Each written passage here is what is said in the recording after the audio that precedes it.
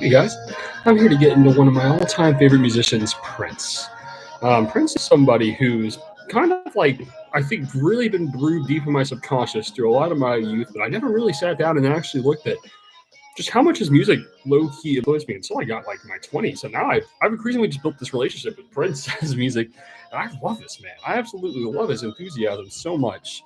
And it's crazy because he almost seems like on paper like this is ideally the man I shouldn't even kind of music I shouldn't even enjoy, but Prince is such a world building kind of guy, and he is an egomaniac, most definitely. But and I think that's kind of why, and I think he really likes to. As much as he has a big ego, he also tells you how lame it is. That's what makes him cool. I think I've always kind of sensed that about Prince. There's something that feels about as cool as like Paul McCartney, like about like in a way that like almost fully expanding that canvas to just kind of its own playground entirely. It does kind of feel like a lot of he's bringing a lot of the Beatles to the 80s, basically, in his own way entirely. So it doesn't even sound remotely like the Beatles. It's just the Prince impact, and this is its own thing entirely. So, I mean, there's just so much to enjoy, I think, throughout the best of Prince in the 80s, which is easily his prime. I mean, most definitely the things he made in the 90s onward were not anywhere remotely near the same league, honestly. But his 80s run is so perfect for particularly, yeah, three albums he made. And we'll get into all this. So, For You in 1978. And, you know, I know this is often kind of panned as like a Pablo Honey like album where it's just okay. This is like loudly a build up to what's to come, but it's okay. Like I mean, and I feel this way about Pablo Honey too. Like I don't mind listening to it actually. Like whenever I'm like kind of I haven't heard the band or I haven't heard the musician in a little while, and then suddenly I'm just sort of interested in getting that sort of momentum sort of sparking.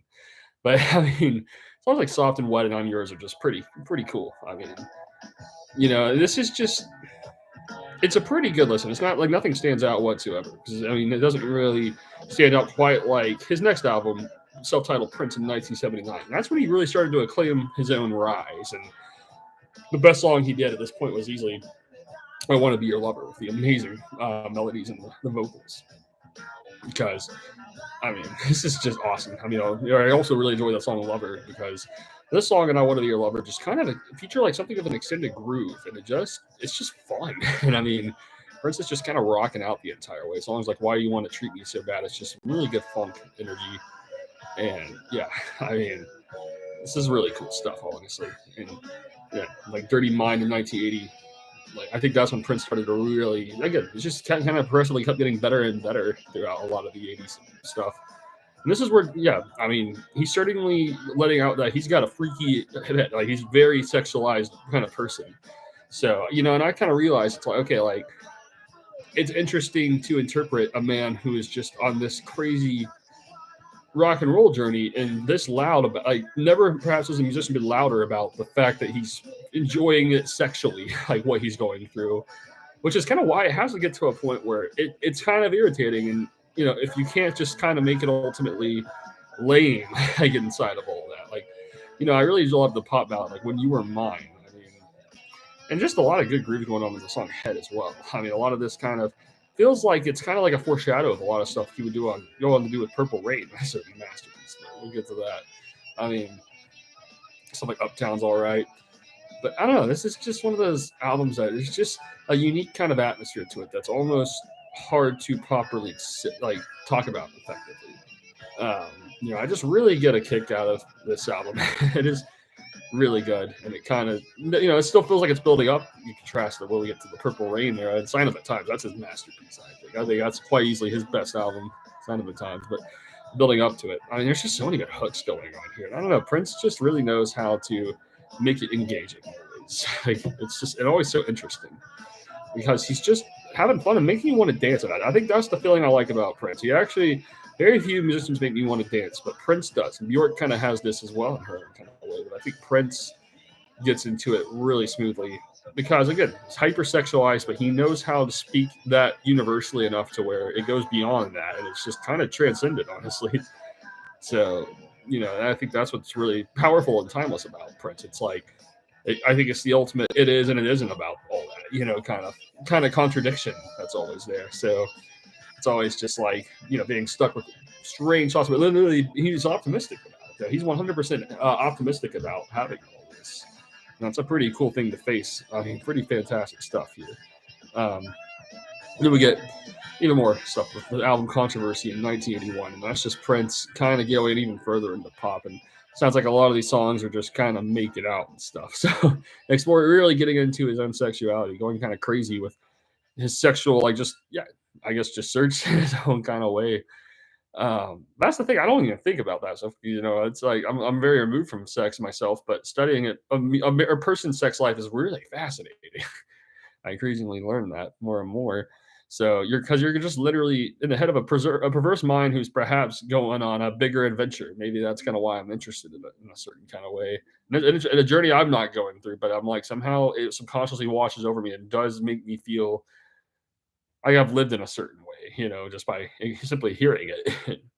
You know, it's pretty underrated stuff. This album, I mean, it's pretty good. I mean, I really enjoy the title track Controversy. That's actually kind of one of his first, I think, masterpiece songs. I love that song.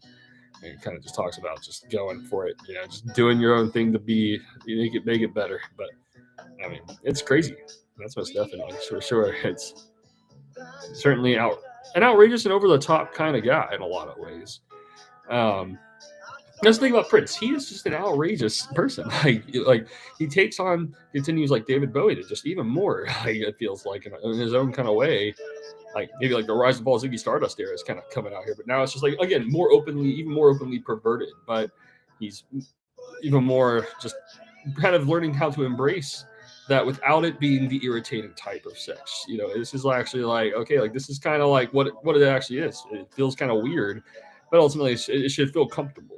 You know, and that's where I'm weak. So Prince is a hero. That's why I said I look at Prince and David Bowie. I'm like vastly superior. Kate Bush too, vastly superior. So I kind of see them as my guru heroes in a music sense, in a strange kind of way. Because again, Prince is just really an awkward like robot. That's the best way you can describe Prince. But he always ends up leaving something that feels right. You know, I mean, you know, like I mean, again, just do me, baby. That's just definitely Prince just celebrating sex. But I don't know. I never loved hearing a man celebrate it more because Prince actually has the gift of spreading that to all.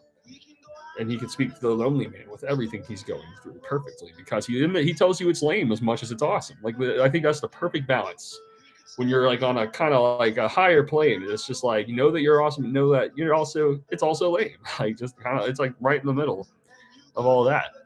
Prince is just great at kind of expressing such a playful and fun, memorable kind of way. Because I mean, it also kind of continues. I mean, the influences here just are massive. I mean, it ranges from like Jimi Hendrix, Stevie Wonder. It feels like Prince is just literally it reminds me a lot of what and I subconsciously I don't know why because there could be more different musically, but I think the approach reminds me a little bit of Radiohead's actually, where he's just kind of going out living and he's just channeling himself in a very very intense kind of way. Radiohead's like maybe the aftermath of this party that Prince is laying out. But you have the album 1999, which was released in 1982, which is this song particularly is freaking crazy how good it is, honestly, because it's such a big jam, and it literally just sounds like a party. So it's like I don't even need to. I feel like I don't need to go to a party because Prince is already a party. Like I've already felt the experience and buzz of a party because Prince is like the party leader. And that's kind of what he is ultimately. Oh man, 1999 is just a really special song. Certainly for Shadows, yeah. 1999 certainly a year. Never forget. Something happened that year that changed everything. It seems like numerous things. Little Red Corvette. I mean, that's some of the best guitar work of all time. And it's just really good. It's really catchy. I don't know. It's just irresistibly great to listen to. Delirious is just a really interesting kind of throwback, but I mean, it's weird. I love how weird Prince is. Like that's what makes him for me. He's so like strange dude. He's an alien. But again, an alien that is feeling awesome because he's getting himself out there with his imagination. I mean, golly, like Prince and Let's Pretend We're Married is crazy. Like it's just an extended groove that's just playing out this weird fantasy with all this keyboard texture going into it. Stuff like Lady Cab Driver, All the Critics Love You in New York. Like I mean, all this stuff. Just a bunch of I don't know. It just sounds like he's just making out with himself in the mirror, or that Who knows? That's that's just really fun to listen to consistently. And I mean, it certainly kind of just portrays like a certain kind of encounter. And songs like Lady Cat Driver are just very original to Prince. It feels like it's almost like the tone is just like almost like just it's just having a good time, almost a little slightly frustrated eternally, but kind of just in the heat of a moment entirely, you could say. That makes him very original. And I mean, yeah, Prince is a breakthrough. I mean, yeah, it's just a weird. It's weird how good a lot of this turns out to be. I think the more I deep dive into it, 'cause he is a melodic genius. I mean, he does lay it out pretty genius. Like he wants to prove to the world that he's just the weirdest guy ever, but because he's weird, he's cooler. You know, and that's sort of what him and David Bowie and Kate Bush kind of have to him. It's like because we're weird, we're cooler. So it actually makes it better. And I mean, it's a really inspiring foundation that Silence Bjork has this as well. But yeah, I mean, 1999. It's just such a party song. I mean, that's just 6 minutes of just make you feel hyper inside, and again, it makes me actually feel like a party. You know, in a certain kind of way. You know, you have stuff like Delirious. It's just really funky and full of interesting synthesizer energy. And lyrics are really funny, although like they're very playful. Just playing out all these insane sexual scenarios, basically, because that's how Prince operates. So again, I feel like I'm hearing the man just going mad in his own kind of way. Little Red Corvette again. That's just a song that's just, that song. Again, I think maybe Prince is able to channel that into making it sound as good as what he's experiencing. So, getting to hear it is everything. It's also just like such a guitar album. I mean, because seriously, he actually plays as well as Jimi Hendrix. Literally, like he's actually about on that level as a guitarist. Like he's just about the most substantial freak ever. Like he's the most substantial perv, harmless perv. He's a harmless perv. Like he didn't hurt anybody. Like he's just crazy for what's around him, everything that's around him.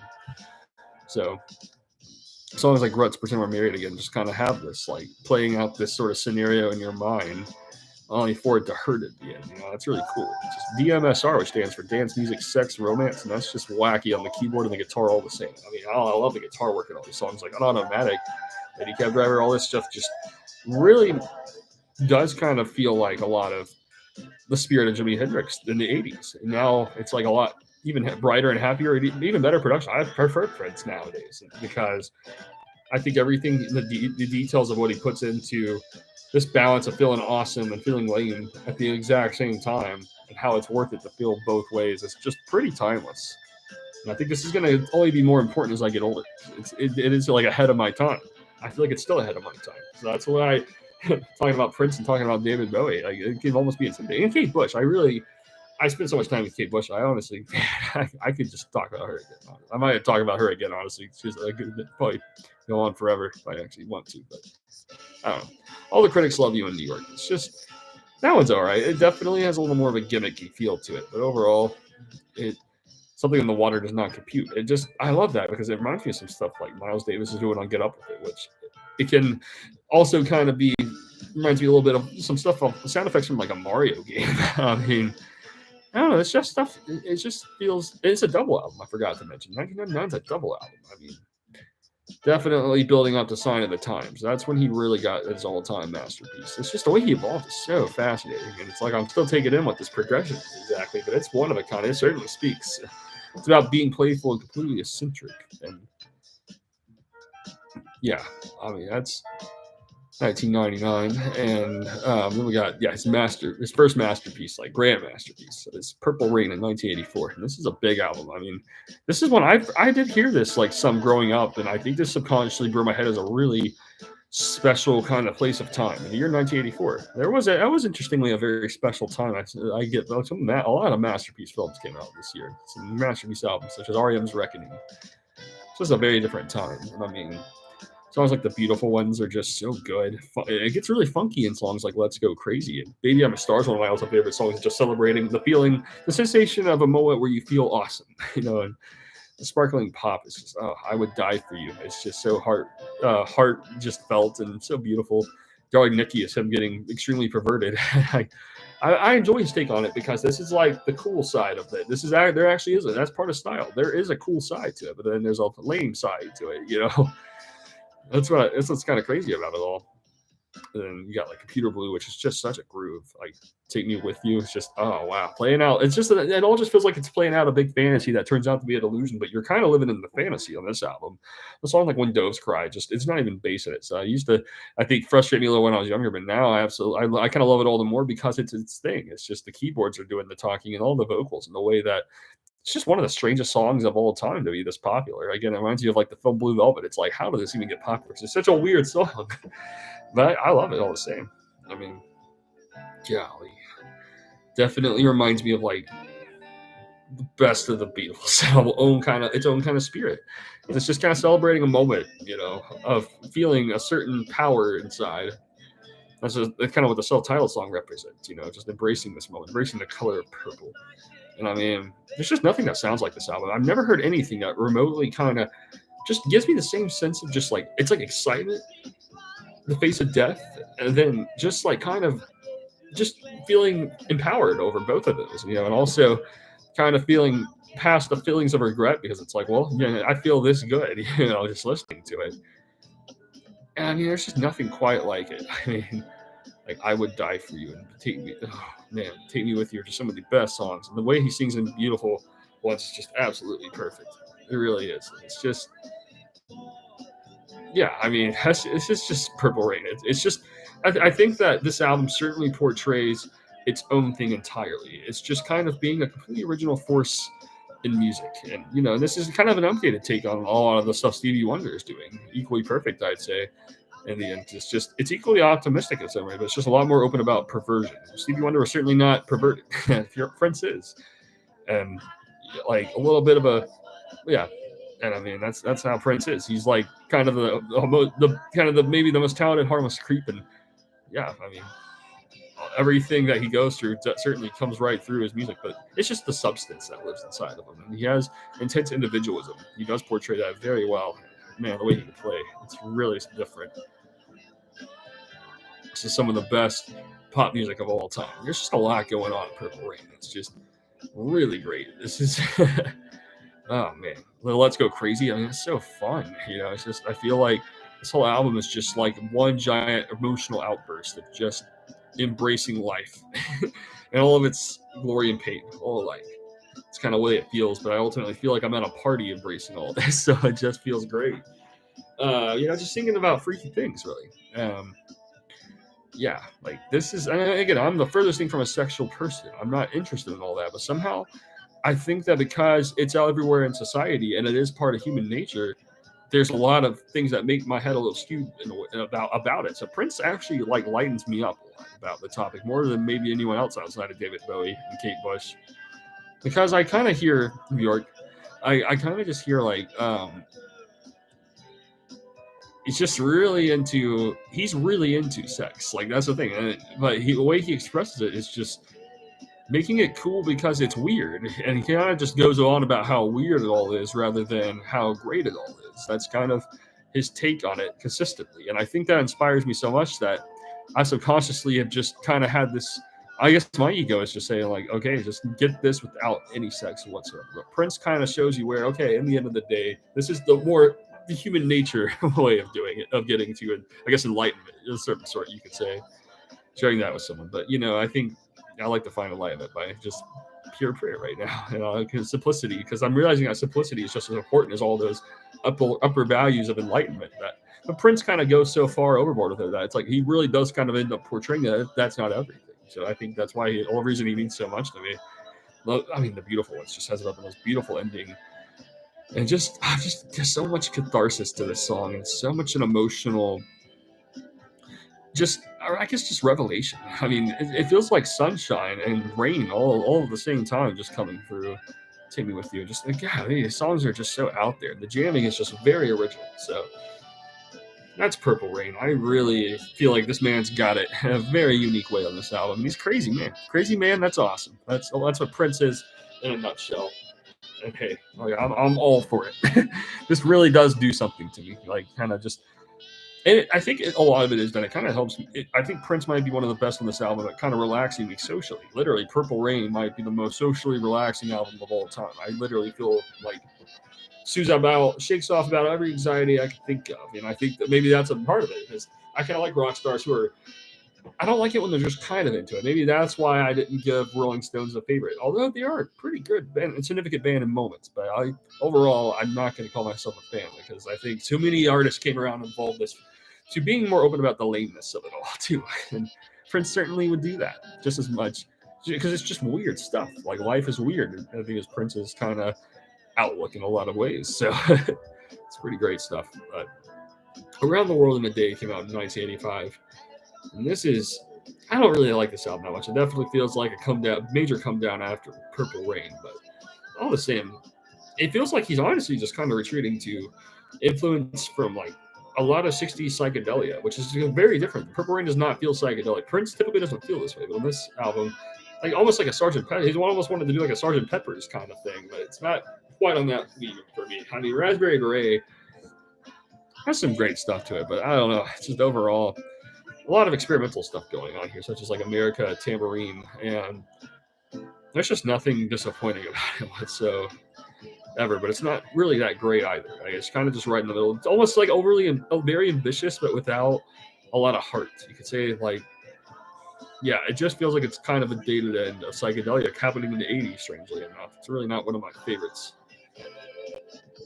Outside of Raspberry Beret, that's admittedly a pretty great song. Paisley Park kind of has some nice gospel touch to it. I kind of like that as well.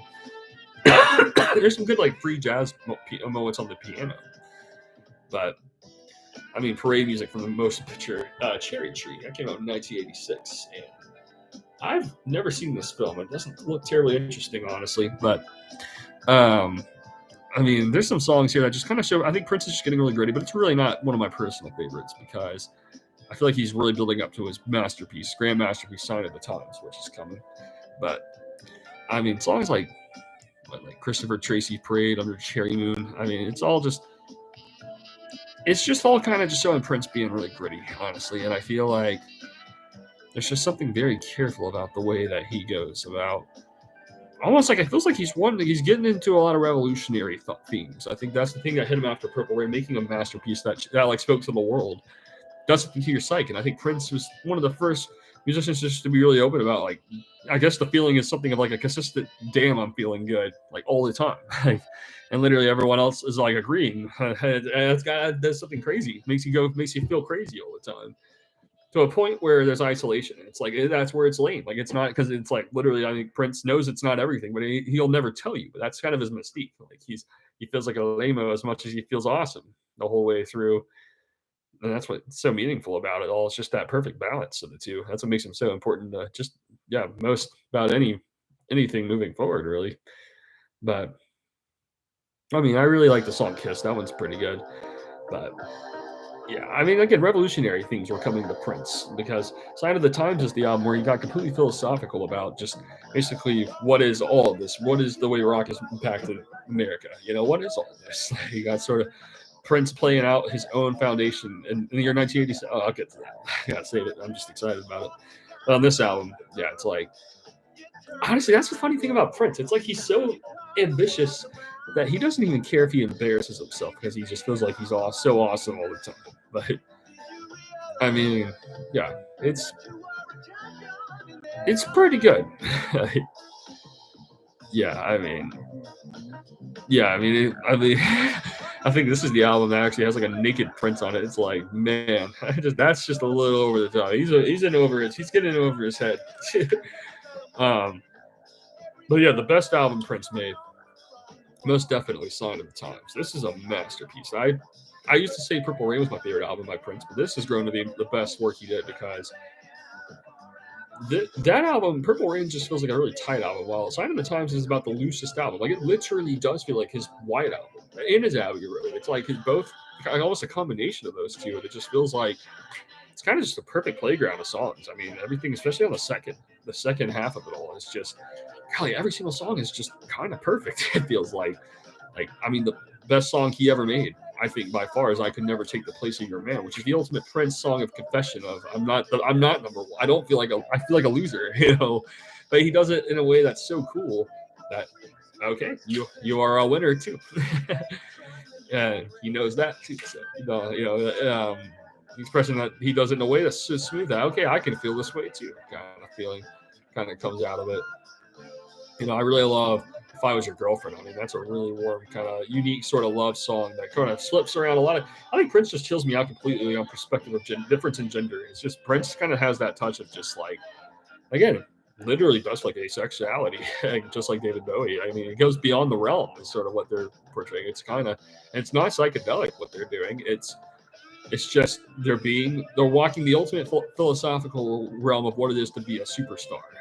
That's what Prince is kind of doing here. And he's looking at everything about it, and a lot of what Prince was onto in this album is the ego sacrifice. That's a lot of because there's revolutionary instincts that live in all of us by way of the way all this has impacted American music. So I think Prince was certainly a message of don't let it get like to your head to do seriously crazy things. Rather, let it be playful and let it go, and don't be afraid of like the sexuality along the way. That will come around. That will undeniably come around, and curiosity. But in songs like "Adore," oh man, that's a perfect song, a closer to the album. I mean, "The Cross" is about one of the most beautiful songs ever made, which is literally a beautiful representation of Jesus Christ dying on the cross. It's beautiful. It's going to be a beautiful night. Is awesome. It's just an 8-minute jam. It just feels like it's building up to a good old party. Before "Adore" is like a come down. That's like maybe we don't get the glimpse of the party itself. But the whole album's like a party. This is a very philosophical party. That's perfect. Even better. Songs like "Hot Thing," "Housequake." Oh, I love "Housequake." That one is so fun. "Playing the Sunshine" is just a classic pop. Oh, I love that song so much. "Starfish and Coffee" is pretty. That was probably my least favorite, but that's about the weirdest song Prince ever made. That and "Housequake" are just some of the weirdest beats, but it's like literally all the more colorful and better because it's so weird. And it just continues like the experimental funk of a lot of what he's doing before to even more interesting territory. And it feels like, golly, this is his best album he ever made. Like, this is a genius album. Literally about the entire way through. 60 songs, I think like 14 of them are masterpieces. It's genius. So it does really feel like it is like the perhaps the most revolutionary album of the 80s. One of the most. Up there with "Hounds of Love," most certainly. "Murmur" by R.E.M. But wow, man, it's so original. "If I Was Your Girlfriend" is really powerful. "The Ballad of Dorothy Parker" hits so many chord progressions. That's the thing. He had chord progressions. Like strange relationship, awkward friendships, and awkward romance, love, whatever the hell it is. That's man. 1987 was just a really interesting time because, outside of the Full Metal Jacket, I never really felt like there were too much interesting art coming. And "Wings of Desire," holy god! But too much art coming out this year. Okay, Prince made this album. Goodness gracious. It's just consistently a genius sound. It's not, yeah, I mean, it's absolutely perfect. Like, this is the end of the 80s I always wish I had exposure to growing up. I really wish I discovered this stuff growing up. Like, I could have used Prince. Getting deep into Prince, that is. I mean, I think that this is a masterpiece. It's just kind of just literally, it's a double album, just like 1999, but it's even better because it's just Prince kind of just doing every single thing, his egotistical viewpoint of the world, just laying it all out, and it's in its own fashion. It takes influence from psychedelia, funk, and like pop and soul, and it also feels like it influences a little bit of hip hop that come in the 90s, which is really cool. I mean, songs like "Ballad of Dorothy Parker," "Strange Relationship," they're just such good grooves. "Forever in My Life," it's just so good. I mean, it really feels like a lot of like Indian influences come into Prince in this album too. I like songs like "Strange Relationship" just capture like what it is to just kind of be in an awkward sort of, I guess, friendship. You can kind of say, but ultimately, like, just like Prince is just so cool, and you can just twist it in his own way entirely. Like Dorothy Parker is just very atmospheric. Songs like "Hot Thing," "Playing the Sunshine" are just so genius and so good. The self-titled track just kind of gives it's like the blues in his own kind of way, and it's funky, and it's just literally Prince being insightful on the modern times and the ways of rock has impacted the world. He's very Americana. Like, that's what's so cool, and it's Prince just so loved is interesting. A little bit of jazz influence going into it also.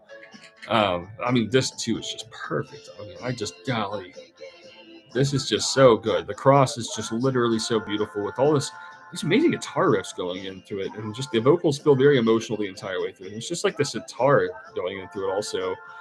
That just has some really passionate vocals, and I can't get over "Strange Relationship" and just how weird it is while so exciting. It's going to be a beautiful night. It's just kind of like experimental, but in its jam.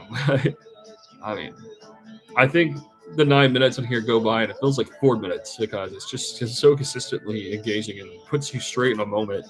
Way the best jazz like John Coltrane can do. It's so cool. I mean, the door is just so beautiful. That might be the best song that Prince ever sang on it, along with "I Can Never Take the Place of Your Man." But you got the look. Oh, that's so fun. I mean, the lyrics in that song are a blast, and it just really feels like it's just what it is to get into a good time. I mean, that's the thing I love. If it was your girlfriend, because Prince is taking the identity of a woman, playing the identity of a woman, and just he does a genius job at kind of flipping gender roles without it feeling too overwhelming. It's just very subtle the entire way through. But again, best song Prince ever made is "I Can Never Take the Place of Your Man" because it feels like Prince was out to make the most perfect pop song in the world in 3 minutes and literally is successful at doing it while completely sacrificing his ego to, yeah, sounds like he's giving it to God instead of a particular woman. So he realizes he's not good enough to sit still for it. That's, yeah, 100% relatable. So again, turning down, and he's actually been through all this, so I haven't, but he actually turns down like some sex because it's like, well, literally, there are better men out there. It's like, I mean, golly, Sign of the Times is a masterpiece.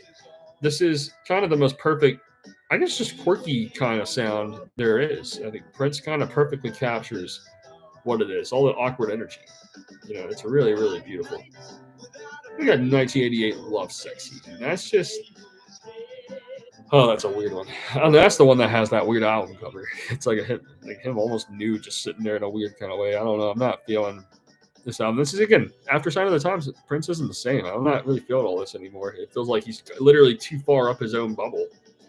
I think what he did in Sign of the Times of Purple Rain, he gave it his all. And now his ego is just a little bit too over the top in a way that's not as relatable anymore. Right? It's sort of is almost like kind of what happened to guys like Kanye West too. I mean, this is a pretty similar Kanye West. I think, yeah, like it's almost like embracing that moment of stardom while you have it, but then it kind of just gets into your head. You literally start to kind of become this character, even if there's typically some method to the madness, but sometimes it can consume a person way too much. Prince did kind of slink out a little, I think, after Sign of the Times onward.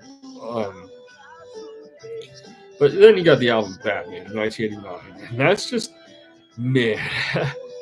This soundtrack is not that interesting without the film. Honestly, this is my first exposure to Prince, actually. But I was mostly interested in this whenever because I saw the movie Batman, Michael Keaton's Batman. This certainly does fit the atmosphere. The song Party Man, particularly. I grew up listening to that. That was one of the first songs I ever remember listening to, actually. So that's kind of an interesting subconscious memory link I have with Prince and just playing out the scene with Jack Nicholson. I kind of think a lot of Jack Nicholson and Michael Keaton energy when I hear this song.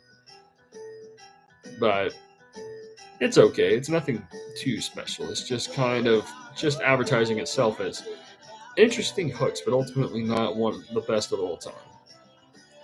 Then you got 1990 Graffiti Bridge, which is Prince just kind of further embracing what it is to be a star, and it feels like Purple Rain is such a masterpiece, but in Sign of the Times, I think at this point, it's like it just feels like it's rambling too much, and I really don't know where Prince's mind was at. Like, I don't know if he was attempting another album like that, or if he just wants to do his own thing entirely. Like he gets mysterious, but I think he does kind of fall into the realm of just there's like an indescribable. It's almost borderline just too much. And sometimes you don't know what that too much is, and I think it's almost too far up its own head, in a certain kind of way.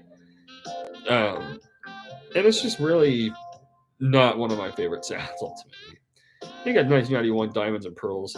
Like, it's almost just too pop. Like, I just don't, in a way that's so intensely poppy that it's just not hitting me personally at all. And yeah, it's not really one of my all-time favorites. And then you got, 1992. It says he did this love symbol thing, and he wanted that to be his name. No longer call him Prince, which is just crazy. Like, just acted weird in the 90s, like in his own, eccentric weird. Like in a way that it didn't really come out the best in the music. I don't feel like not the same kind of playful. It just feels like almost taking influence from hip hop and rap. So maybe he was just kicking back and taking in all the hip hop going on in the 90s.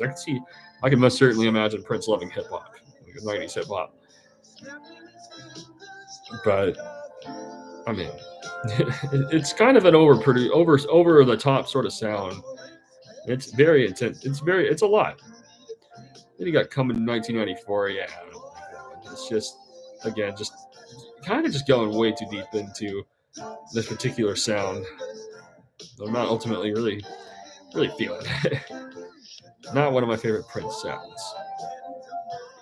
You got the Gold Experience in 1995, and this is probably the best album in the 90s Prince made, but it's still not that good. It's really just too much something. It's almost maybe too much post psychedelic. Maybe that's the word for it. It feels like he's almost getting a little in the 90s. Doing it that way is just really strange. Like, it feels funny in a certain kind of way.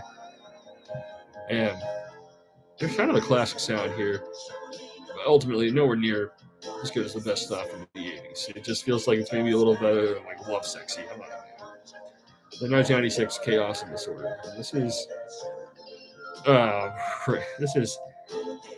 probably about the closest thing he ever made. Like, it's just almost straight up rock and roll, but it's not that good. I mean, this is kind of boring, pretty dull, not adventurous, not that interesting. It strangely doesn't feel that adventurous. It just feels like I'm almost in like a substanceless kind of world building, I guess is the best way I could describe it. Emancipation in 1996. It's all right. It's kind of a beautiful mess that doesn't really stack up as much of anything for me. It just feels like it's not one of the worst of all time, but it's really not a standout sound whatsoever. It's just kind of there for me. Crystal Ball in 1998. I mean, this is just crazy. It's absolutely crazy. I don't know if I'm feeling it in the same kind of way. You got Truth in 1998. That's brilliant. In its occasional guitar work, but overall, it's really not an all-time favorite personally. You got Kama Sutra in 1998. I lose it more with Prince. It's just I'm really not feeling all this sound at all. And you got The Vault, Old Friends for Sale in 1999.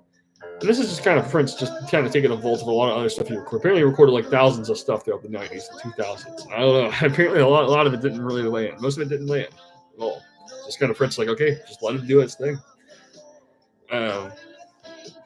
But yeah, then we got Raven 2, The Joy, Fantastic in 1999. And I think that Prince was really trying to go for a hit with got people like Gwen Stefani. It's Sheryl Crow. I don't know. I'm not. That's kind of the end of it. That's what it's like a $1 version of what they're doing. Basically, it's just kind of boring. It's one of my least favorite albums. I really don't like this. It really is cheesy. You got Rainbow Shoulder in 2001. I mean, yeah, Prince is kind of at a point where I think he realizes his albums aren't selling anymore. His sound is not really connecting like it used to. So he just kind of gets on the guitar and just lets it ride, basically. So I think it's just like, well, I did my part. Let's just keep something going just to get something. I guess that's what it feels like. I imagine when you're like a rock star and it feels like that's all you have. I mean, even if you just feel like you don't have the same spark 100%, it's like you might as well just keep doing it for the money at this point. And all that status and fame. Yeah, just live a decent life, basically. You're still happy, fulfilled, imagine. But it's just a different, kind of like harder to connect with other people now. One Night Alone, solo piano and the voice, in 2002. It's pretty low key kind of vibe. And it kind of feels like he covers some Joni Mitchell on there, which is interesting. Still, it doesn't really grab me that much. It feels like, stuff that gets kind of weaker as it goes. It's really not one of my favorite sounds. You got Expectation in 2003. And that's it's pretty weird. I really don't like the sound. It feels like a lot of boring, smooth jazz. Like, better than Kenny G, thank God. But still not that great. News in 2003. That's more just Prince going into jazz stuff in the 2000s. It's not that good. It's just pretty boring. Not really feeling it. Chocolate Invasion, tracks from the MPG Music plug in 2004. Some of it is okay. Like songs like Under the Cream was okay, but I don't care for it overall. It's just I don't like Sex Me Not. That's a boring song. It's just a really bizarre, kind of dull sound all around. And then Volume 2 also came out in 2004, which just sounds like more of the same kind of thing. Musicology in 2004. I mean, that's just more outtakes. It's okay. Nothing too special. 2006, there's 3121. It's not bad, but it's okay. Just feels kind of boring for the most part. Planet Earth in 2007. Yeah, it's just kind of boring. Ultimately, I think that there's just I think at this point, Prince just really wasn't like that engaged in that. He was kind of doing other things. He had his moment. I think he kind of was an acceptance of that, just kind of just putting some stuff out anyways. And Lotus Flower 2009. It's okay. I think it gets boring really fast. NPL Sound of 2009. It's okay. Doesn't really do much for me. Just kind of boring. 2010 came out in 2010. That's boring. I don't care for that sound at all. It's pretty boring. And Plecture comments on them in 2014. It's not bad, but it's not that interesting. In 2014, Artificial Age. It's loose, but it's not that interesting. Run Phase. It's okay. Doesn't really do a lot for me. Yeah, I get pretty bored after Sign of the Times. I just kind of like rambling all that a little bit, but that's Prince. I highly recommend listening to his prime era stuff strongly, but anything around it, I don't know about that. Like maybe from started around 1979, taking the single "I Want to Be Your Lover," and then just kind of taking the hits of like "Dirty Mind," Controversy. Then when you get to 1999, Purple Rain, Sign of the Times, those are three genius masterpieces in their own kind of ways. They get better, better, and better. If you just go through these three albums, Prince is a genius.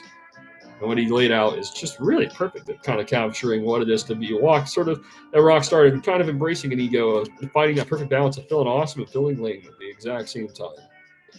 And that's Prince. He's a one-of-a-kind expression. A very philosophical man on the state of rock and roll at his all-time best. That's Prince.